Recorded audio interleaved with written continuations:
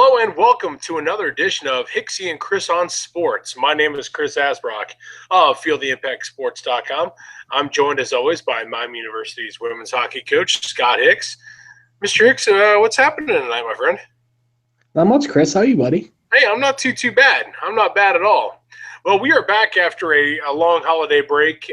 It was pretty much after Thanksgiving. My schedule was kind of shot, but once kind of everything settled back in, we're good to go, and we plan on being back, full time and giving you guys the quality sports, the hard hitting sports information you've been desiring.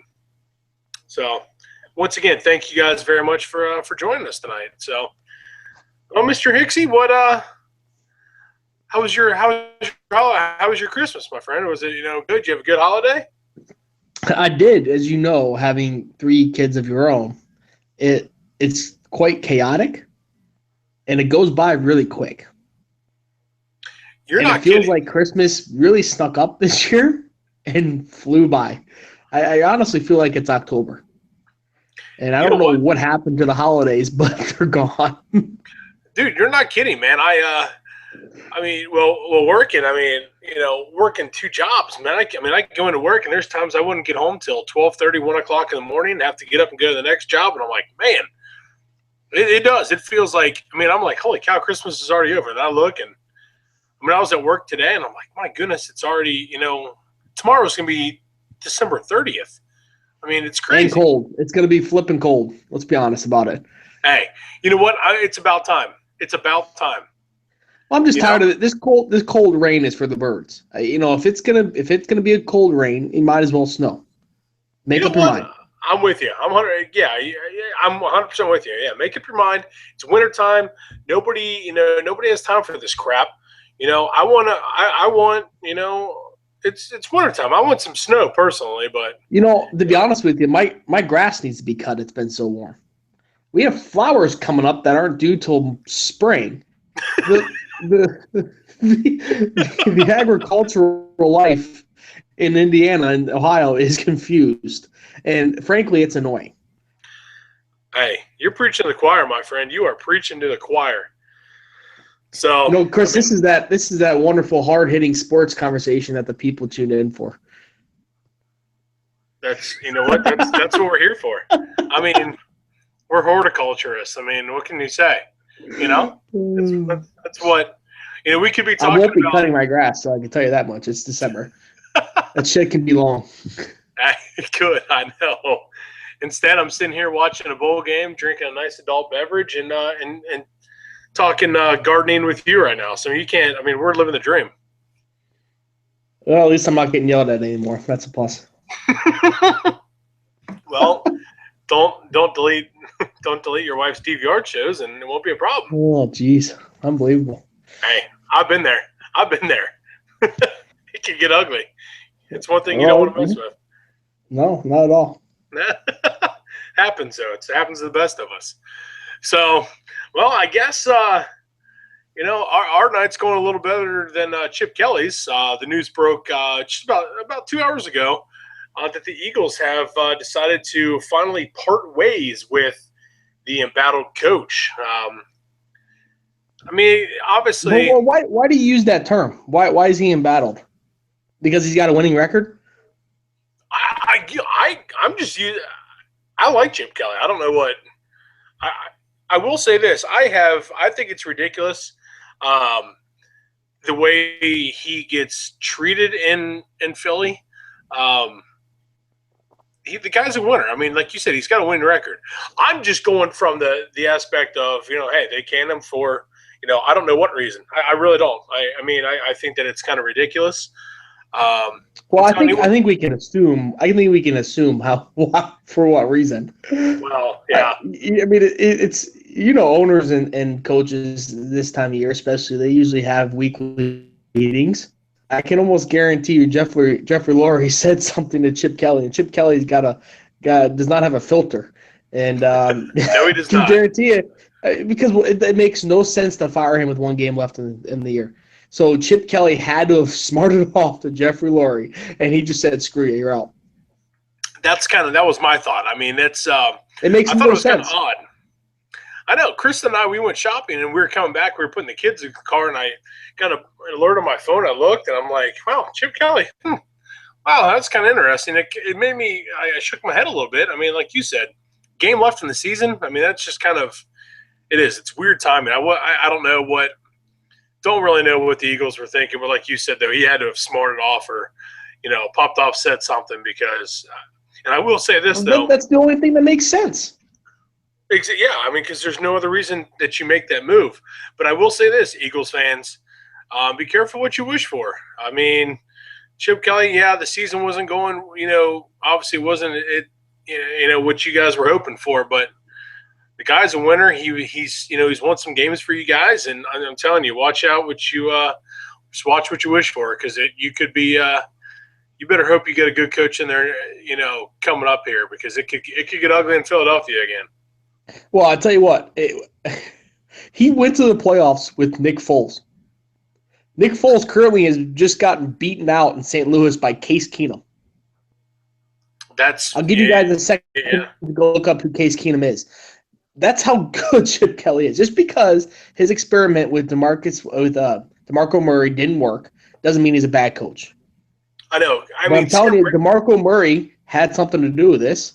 He's an expensive prodigy that the Eagles invested a lot of money in, and Jeffrey Lurie obviously listened to him, and he's unhappy. You know what? I'm 100% with you. It's just, I think that, have Sam Bradford. I mean, I like what he did with Sam Bradford. I thought it was good because he did what he felt was right in bringing some of these players in. And you know what? It is what it is. It didn't work out. Now you move on, and you admit you're wrong. And I mean, Chip Kelly. I mean, hey, it happens. I mean, it's not obviously what everyone was hoping for, but you know what? It happens. Like I said. But see, this is the problem with the NFL, Chris. How do you know it doesn't work? 15 games is not long enough to know if something works or not. You're going to have to tinker, and they struggle. They tinkered and won some games in the middle part of the season. So you can't say that it doesn't completely work or it doesn't completely not work.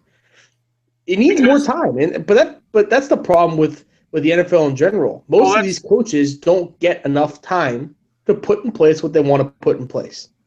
I know. For example, this is kind of a different story, but Frank Beamer at Virginia Tech. I mean, the dude struggled hardcore his first 3 or 4 seasons. If that happened now, he'd be fired now. And look at him. He's a legendary coach.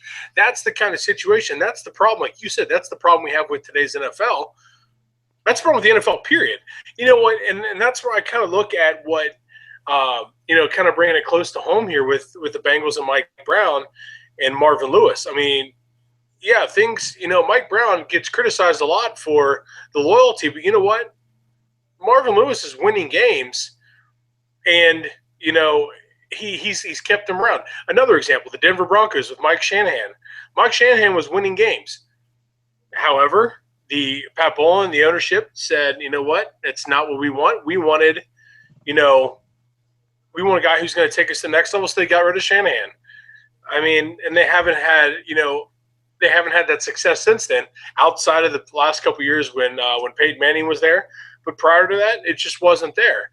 So, like you said, that's the issue with the NFL. These coaches or these owners, and owners and GMs are so quick to pull the trigger that, it's you better make sure you get it right, or you're really putting yourself in a bad situation, and that's kind of seeming like what could happen here in Philadelphia. Well, it's crazy that you could have 2 good years, 1 down year, and then out. It's the NFL is set up, and there's so much money in this, and Chip Kelly didn't have a 3-year deal, so you're paying the guy for 2 more years, and he was above 500. Why are you panicking after 1 down year? But this happens. Marty Schottenheimer, 14-2, he got fired. It happens all over the place. Chuck Pagano's on the hot seat after having a poor year when his starting quarterback was hurt all year. He's not the one making the personnel decisions, yet the coaches are getting axed. No, this case, Chip Kelly was making the personnel decisions, but there's a lot of these coaches that are only given 2 years to turn down a dumpster fire. And this is the problem with the Cleveland Browns. You're hiring a new coach every 2 years, and you're drafting a quarterback every 2 years. And that franchises that have stability are the ones that win consistently. And that's just a fact. I mean, you look at the teams that are consistently in the playoffs. John Harbaugh at Baltimore, Mike Tomlin, Marvin Lewis, the AFC North outside of Cleveland, those head coaches have been there for a long time. Those organizations are stable, and they win. Baltimore had a down year. They had a ton of injuries. But, you look at New England, Belichick's been there for a while. Ron Rivera, Carolina stuck with him when they almost fired him halfway through last year, stuck with him, and look at them now. Jason Garrett in Dallas. Jerry, say what you want about him. He's stuck with Jason Garrett, and Jason Garrett's had success recently. It's something that the good organizations find a way to make it work. And they don't make their head coaches and their staff feel like they are on pins and needles every single day.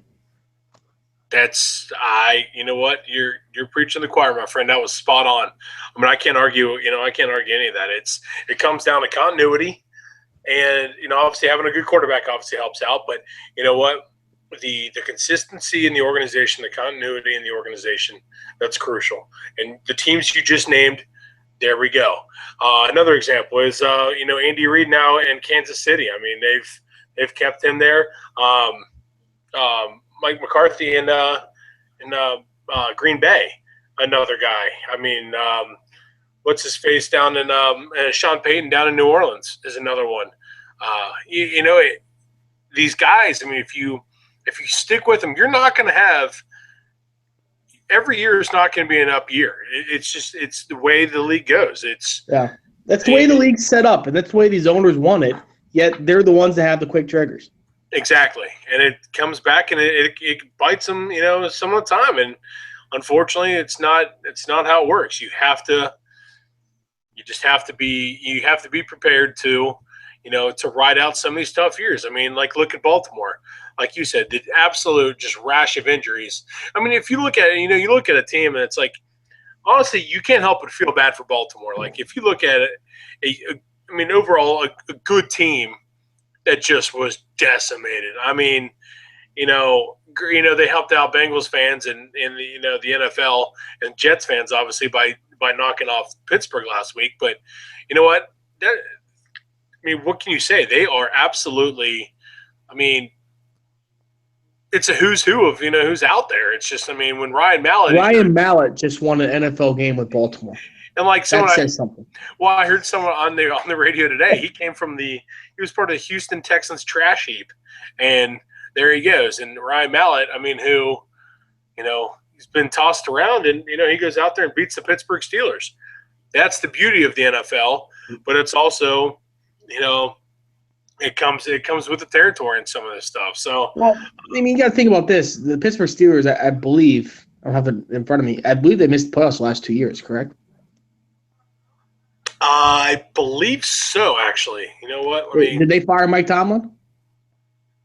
No, last I checked, he's still on the sidelines.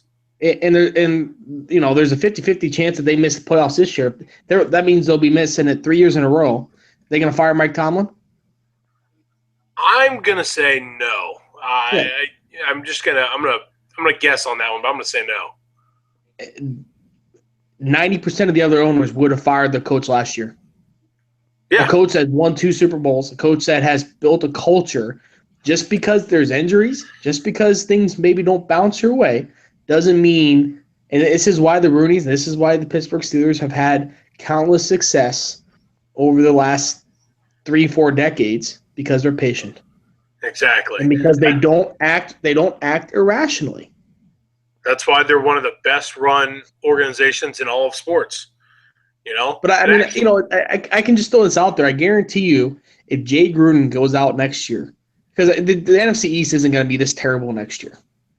And if Jay Gruden goes out and has another 8-8 season, they're probably going to miss the playoffs. There's a good chance that he will be fired. No doubt. And that's sad. Yeah. I mean, I'm 100% with you, man. 100% with you. So it's crazy how these organizations, like, I guess, like we keep saying, they're so quick to pull the trigger, and unfortunately that's what happened here in Philadelphia. And I know I've seen a lot of reaction on Twitter. A lot of Eagles fans are ecstatic about it, but I'm telling you, like I said earlier, careful what you wish for, because it could. You're going to have a guy like Jim Caldwell in Detroit. 2 years. They make the playoffs the first year. This year they've had a terrible season. But halfway through the year, half the organization was fired. And you got an old woman who stumbled into a situation because she married into a very wealthy family who owns the Detroit Lions. I don't know how much she knows about football, but she comes in there just laying lumber, and they're going to fire Jim Caldwell after 2 years. Yeah, I know. It's not right. No, it's not right at all. It's not right. So, yeah, I mean, it's like I said, some fans in Philadelphia are rejoicing right now. So, I mean, another city that's rejoicing is the Mile High city of Denver. Fans are rejoicing. The Broncos last night in a classic NFL game, classic Monday night game. Broncos made the playoffs. They clinched a playoff spot after knocking off the Cincinnati Bengals last night, 20-17 in overtime.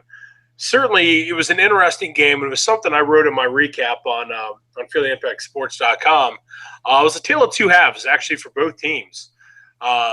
It was a good game in some aspects, and in some cases, I think that it was. It was certainly a playoff type atmosphere. Anytime you play primetime at Mile High, it's going to be playoff atmosphere. It's one of the best stadium atmospheres on all of the league. And the Bengals started off. I got to give A.J. McCarron all the credit in the world. The guy had ice water in his veins, probably because it was only 17 degrees outside. But I mean, the first two drives that the Bengals going up against the league's number one unit defensively, they took it to them, and it was one of those situations to where, Broncos, they won the toss, they decide to defer, Bengals get it, and we go down. And it's just one of those things that it was so interesting to watch the dynamic of the game and how they started off, and watching A.J. McCarron and working with his receivers. In the running game, it was a fun game to watch to start off with. Unfortunately, the tables turned, and it didn't come out the Bengals' way. But kind of what was your thought overall on what you watched last night in Denver? I thought A.J. McCarron put together a pretty gutsy effort. Some of those throws he made on third down. I think they completed three. There were three on third down on the first drive, I think. If not 4 for 4, in those three of them, I think were 3rd and 4s, and he threw some balls into some pretty tight windows on the outside. And if you remember his first series after the second half against Pittsburgh, it was that out route that got picked off and changed the game against Pittsburgh. So he obviously put that behind him, but he threw some pretty gutsy balls. I thought in the first couple drives. And for that raucous atmosphere, it was non-existent until halfway through the second quarter when Mike Nugent decided to change the game for everybody, and missed a chip shot. I mean, 45-yarder, but 45-yarders for the NFL kickers these days is about 90%. Well, 45-yarder in the NFL, especially a Mile High, for that's a gimme field goal, unless you're Brandon McManus when he shanked the one. But, that's a gimme field goal to me. And that was – I'm sorry to cut you off, but that was one of the things that, you know what? We'll get to it here in just a second. I'm sorry. I kind of jumped ahead. I got a little excited. So get back to your point. I apologize on that one. I got a little excited. No, it was one of those where the Bengals sucked the life out of the stadium in their first two drives. And they had all the momentum in the world. And, that third drive stalled a little bit. But Mike Nugent makes that field goal to go up 17-0. It's game over. That stadium's dead. Exactly. Game And, over, and, in my opinion. and oh, absolutely. They have no momentum going. For one, they don't. You missed a field goal, they get great field position, which gave them the opportunity to drive down and get that score right before the half. You make that field goal, you go up 17-0, I and mean, most likely they're starting on their 20-yard line. And the stadium's dead right before the half, and there's a good chance you have a 17-0 lead at the half. And I'm sorry, the Broncos aren't coming back down 17-0 to win that game. They wouldn't have. That field goal that Nugent made from 52 yards to tie the game would have been the winner. And it's one of those that exactly. it's tough for the Bengals when they put together 3 drives like that should have all been scoring drives, and the kicker has one job to do. I know it's a tough job at times, but one job: make stink field goal right down the middle. There's no wind to speak of. No reason missed that kick. And I looked right. I looked at my wife right after he missed it. I said that just changed the game right there. And they go down. They get the score before the half. They get the ball at the half, and they scored again. And that's when the stadium came to life, and that's when the tables turned. And from then on, the Bengals were playing on their heels, and it gave the Broncos the ability to run the ball. And if the Bengals would have been up 17-0, that ability to run the ball would have been gone. And then you're putting all the pressure on Brock Osweiler. We've seen the last couple weeks that he can sometimes be vulnerable in that position. Exactly. And and my thought was, as soon as Nugent missed a goal, I'm sorry, I don't care what anyone says, you agree with me on this one, that was the turning point in the game. Like you said, they get the ball now at the 35-yard line, and then they go. It took them 2 plays, and they they were in field goal range.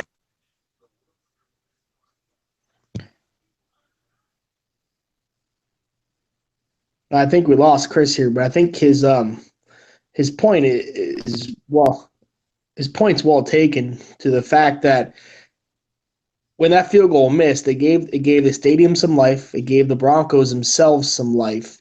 And it gave their offense some jump. And within 3 plays, they're in field goal range and able to get the score before the half. And when they get the ball to start the second half as well, it puts the Bengals in a pretty tough position. And they're already in a tough spot with Geno Atkins not being able to play a full amount of plays that he's able to because of having the sickle cell trait, and the altitude playing a factor into that. But all of a sudden, you put your defense in a tough spot, and the Denver Broncos took advantage of it.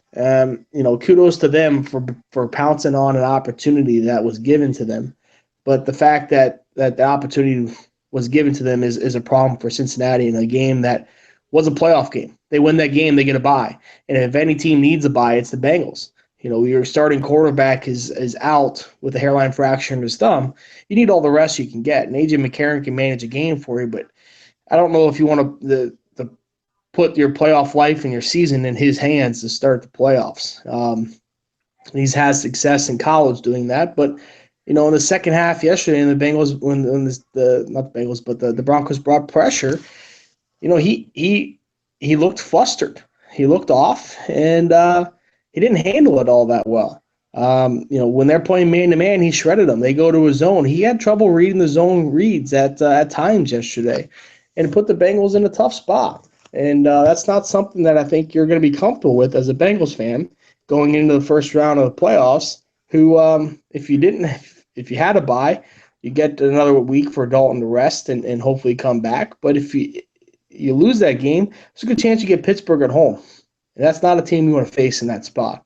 I know you're familiar with them, but they're going to be hungry and they're going to be ready. And that's not a team I don't think we want to face in the first round. But what's done is done. The MRI that A.J. McCarron got today revealed just a sprain in his wrist. He's not going to miss this weekend's game. And you do have an outside chance to getting the bye. You got to take care of business, obviously, against Baltimore, who proved this past weekend that they can knock off a big horse.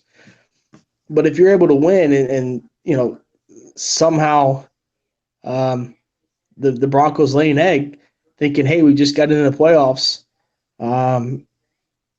they lay an egg, and San Diego can come up and bite somebody. I wouldn't put it past Phillip Rivers to put together a performance on the road and knock off the Denver Broncos. He's done it before. He's more than capable of doing it again. So I wouldn't put it past him. I think he has that opportunity, and that's what we got to be rooting for as a Bengals fan this weekend, is for that to happen. And whether it does or not, I think it's a long shot, but there is a shot. So that's something to hang our hat on, and to hopefully um, be rooting for come late Sunday afternoon. I know there's a lot of people that don't want to see Pittsburgh in Paul Brown Stadium. But putting grades on it, I thought that the defense, the altitude was definitely an issue in the latter part of that second half yesterday. I think you saw it in the secondary. I really was perplexed in that field goal to take the lead late in that fourth quarter, that 3rd and 5 that Paul Gunther elected to play zone and not bring pressure on Brock Osweiler. I didn't understand that call. I thought if there was going to be a time to bring pressure, that would have been it. Maybe get him flustered. He was flustered at times when he faced pressure, being off target a few times on some passes. But you drop into zone coverage in that point in the game and gave him time to get set and make that pass to Owen Daniels, I thought was a mistake. If you play zone, you're giving him the opportunity. Why not bring pressure? If he beats you, then he beats you. But don't give him the opportunity to beat you by just trying to settle into a zone and allow him to make a good throw, which he did. So I question that aspect. But outside of that, his hands were tied.